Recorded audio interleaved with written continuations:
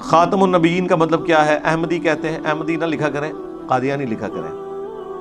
اس کا مطلب تم نے خود سے گھاڑ لیا، تو کسی حد تک درست وہ کہتے ہیں نا۔ ایک بات سے میں بالکل واقف ہوں کہ انجینئر محمد علی مرزا کے بارے میں کچھ لوگوں کی رائے ڈیفرنٹ ہے، لیکن میں آپ کو سجیسٹ کرتا ہوں کہ یہ والا بیان آپ نے صرف ایک بار سن کے دیکھنا ہے، اس کے بعد آپ کا جو بھی فیصلہ ہوگا آپ اپنے رائے کا اظہار ضرور کر لینا، لیکن میں آپ کو سجیسٹ کرتا ہوں کہ ایک بار اس بیان کو آپ سن لینا ضرور، کیونکہ یہ جو بیان ہے نا قادیانیوں کے لیے تو ہے ہی، میں تو سمجھتا ہوں کہ ایک مسلمان کو ایسی باتیں ضرور نالج میں ہونی چاہیے۔ So let's start the statement of engineer Muhammad Ali Mirza Sahib. خاتم النبیین کا مطلب کیا ہے؟ احمدی کہتے ہیں، احمدی نہ لکھا کریں، قادیانی لکھا کریں۔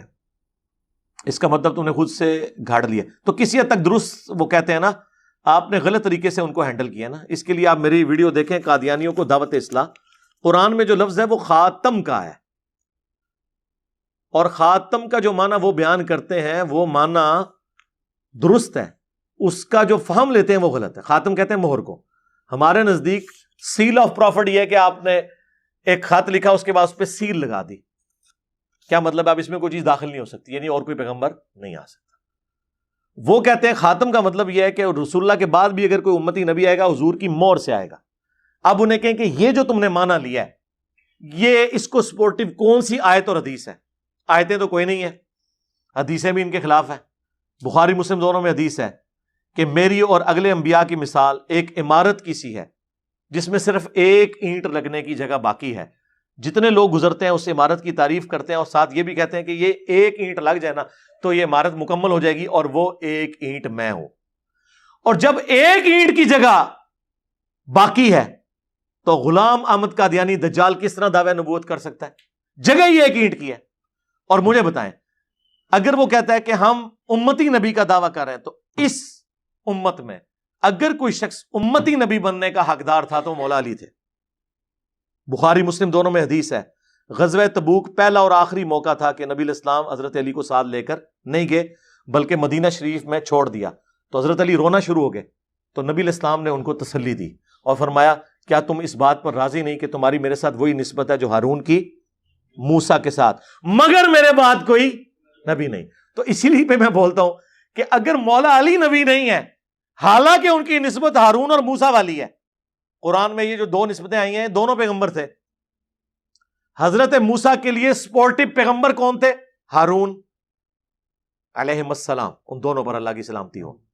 نبی علیہ السلام کے لیے سپورٹ کے طور پر مولا علی تھے، اسی نسبت میں تو پیغمبر بھی ہوتے اگر ختم نبوت نہ ہوئی ہوتی، اور حضور نے ساتھ کہہ دیا مگر میرے بعد کوئی نبی نہیں، تو سرکار اگر مولا علی نبی نہیں ہے نا، امتی نبی بھی نہیں ہے، تو غلام احمد قادیانی دجال تو شاہی کوئی نہیں۔ یہ جو مولا علی کی شان میں حدیث جو بخاری اور مسلم دونوں میں موجود ہے، اور امام بخاری امام مسلم نے حضرت علی کی شان میں پہلی حدیث ہی یہی لی ہے۔ مجھ سے اگر کوئی پوچھے نا کہ اس پلانٹ ارتھ پہ حضرت علی کی شان میں نمبر 1 حدیث کون سی ہے، تو یہی ہے کہ علی کی میرے ساتھ وہی نسبت ہے جو ہارون کی موسیٰ کے ساتھ، مگر میرے بعد کوئی نبی نہیں۔ وہ من کن تو مولا بعد والی چیز ہے، یہ اصل ہے، سب سے بڑی حدیث یہ والی ہے۔ علی سے محبت نہیں رکھے گا مگر مومن، علی سے بغض نہیں رکھے گا مگر منافق، یہ بھی بعد میں ہے۔ پہلے نمبر پہ اگر کوئی حدیث ہے نا تو یہی ہے کہ جس طرح ہارون اور موسیٰ تھے اس طرح میرے لیے مولا علی ہے مگر کوئی نبی نہیں۔ تو اگر مولا علی نبی نہیں ہے تو غلام القادیانی دجال کی تو حیثیت ہی کوئی نہیں ہے۔ آپ دیکھیں قرآن و سنت کے جو محکم دلائل ہیں وہ اتنے مضبوط ہیں، ان دلائل سے تمام گمراہ فرقوں کا رد ہو رہا ہوتا ہے۔ اس حدیث سے صرف ناسبیت کا رد نہیں ہو رہا، قادیانیت کا بھی رد ہو رہا ہے۔ اسی لیے آپ دیکھیں گے کہ ناسبی بھی منکرین حدیث ہوں گے اور قادیانی بھی منکرین حدیث ہوں گے۔ آپ یہ ساری حدیثیں ان کے اوپر پیش کریں نا، انکار کرنا شروع کر دیں گے۔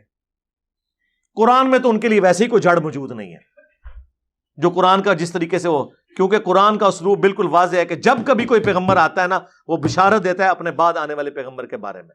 تو ان سے پوچھیں، قرآن میں تو ہمیشہ یہ ہے کہ اہل ایمان وہ ہیں جو کچھ ان کی طرف نازل ہوا وہ اس پر ایمان لاتے ہیں، اور جو ان سے پہلے نازل ہوا اس پر ایمان لاتے ہیں۔ بعد کا ذکر پورا قرآن خالی ہے اس سے۔ اور پھر وہ جو آیت ہے ما کان محمد ابا احد من رجالکم ولکن رسول اللہ وخاتم النبیین، یہ بالکل واضح ہے محمد تم مردوں میں کسی کے باپ نہیں ہیں، بلکہ وہ تو خاتم النبیین ہیں، اللہ کے پیغمبر ہیں، اللہ کے رسول ہیں۔ یہ دونوں باتوں کو اللہ نے کیوں جوڑا ہے؟ اس لیے کہ نبی علیہ السلام کی نسل میں کوئی اب آپ کی جو حقیقت بیگوٹن سن جو ہے نا آپ کا، وہ کوئی مرد کے لیول تک نہیں پہنچے گا، بچپن میں ہی فوت ہو جائے گا، کیونکہ یہ پھر تقاضا تھا کہ اگر ابراہیم کا بیٹا پیغمبر ہے نا تو نبی علیہ السلام کا اپنا بیٹا بھی پیغمبر بنتا۔ تو اللہ نے کیا فرمایا؟ محمد تم مردوں میں سے کسی کے باپ نہیں، ان کا کوئی بچہ بھی مرد نہیں بنے گا۔ کیوں؟ وَلَٰكِن رسول اللہ و خاتم النبیین، چونکہ وہ رسول اور خاتم النبیین ہے، اس کا تقاضا یہ ہے۔ اور یہ جو میں تشریح کر رہا ہوں نا، یہ بخاری میں موجود ہے۔ عبداللہ ابن ابی اوفا سے پوچھا گیا آپ نے رسول اللہ کے بیٹے ابراہیم کو دیکھا تھا؟ انہوں نے کہا ہاں میں نے دیکھا تھا، وہ حضرت ماریہ قبطیہ سے پیدا ہوئے، بچپن ہی میں فوت ہو گئے، اگر وہ زندہ رہتے تو پیغمبر ہوتے۔ وہ قادیانی کہتے ہیں دیکھیں اس سے پتہ چل گیا کہ نبوت جاری ہے۔ ہم کہتے ہیں آگے بھی پڑھو، آگے لکھا ہے عبداللہ ابن ابی اوفا کہتے ہیں چونکہ رسول اللہ آخری نبی ہیں اس وجہ سے وہ بچپن ہی میں فوت ہو گئے، یعنی حضور کے بچوں کا بچپن میں فوت ہو جانا اس بات کی دلیل ہے کہ حضور کے بعد اب کسی نے پیغمبر نہیں آنا۔ یہ بالکل واضح ہے۔ ورنہ اگر یہ کہتے ہیں یہ تو وہ پیغمبر ہے امتی پیغمبر، تو امتی پیغمبر مولا علی کیوں نہیں؟ کتنی بڑی پھکی ہے۔ اگر امتی نبی بھی ماننا ہے تو پھر وہاں سے شروع کرو نا جہاں بڑے لوگ اویلیبل ہیں۔ بخاری میں ابو داؤد میں حدیث ہے، اے اللہ ابراہیم اپنے دو بیٹوں اسماعیل اور اسحاق کو ان کلمات کے ذریعے تیری پناہ میں دیتے تھے، اور میں اپنے دو بیٹوں حسن و حسین کو ان کلمات کے ذریعے تیری پناہ میں دیتا ہوں، اعیذکما بکلمات اللہ التامہ من کل شیطان وہامہ ومن کل عین لامہ۔ نبی علیہ السلام کیا فرما رہے ہیں؟ یہ حدیث بخاری میں بھی ہے، ابو داؤد میں بھی، کہ ابراہیم کے دو بیٹے اسماعیل اور اسحاق، اور میرے دو بیٹے کون؟ حسن اور حسین۔ کیا نسبت ہے؟ حسن و حسین اگر امتی نبی نہیں تو غلام احمد قادیانی دجال کہاں سے آ گیا؟ کتنی کمزور گراؤنڈ کے اوپر یہ قادیانی فرقہ کھڑا ہوا ہے۔ فرقہ میں اس پوائنٹ آف ویو سے کہہ رہا ہوں کہ یہ سنیوں سے نکلا ہے، اور اس سے بھی بڑھ کر ہمارے حنفی دیوبندی اور حنفی بریلوی بھائیوں میں سے نکلا ہوا ہے۔ ہاں، کیونکہ قادیانی بغیر رفع الیدین کے نماز پڑھتے ہیں۔ یہاں پہ کوئی بھی کتاب و سنت کے منہج پہ آئے نا تو اسے کہتا ہے تو ان قریب قادیانی ہو جائے گا۔ ہاں، جڑا بخاری مسلم وچ رفع الیدین پڑھ کے رفع دین شروع کرے وہ قادیانی ہو جائے گا، تو جڑا شروع تو قادیانی والے طریقے سے نماز پڑھ رہا ہے وہ قادیانی نہیں ہوئے گا۔ جی قادیانیوں کے جائیں عبادت گاہ میں حنفیوں کی طرح نماز پڑھتے ہیں۔ We follow generally Imam Abu Hanifa's fatwa were very largely accepted by the Ummah, and unless we find reasons to disagree with him, we would generally follow the Fiqh Hanafiya. Investigate personally directly. The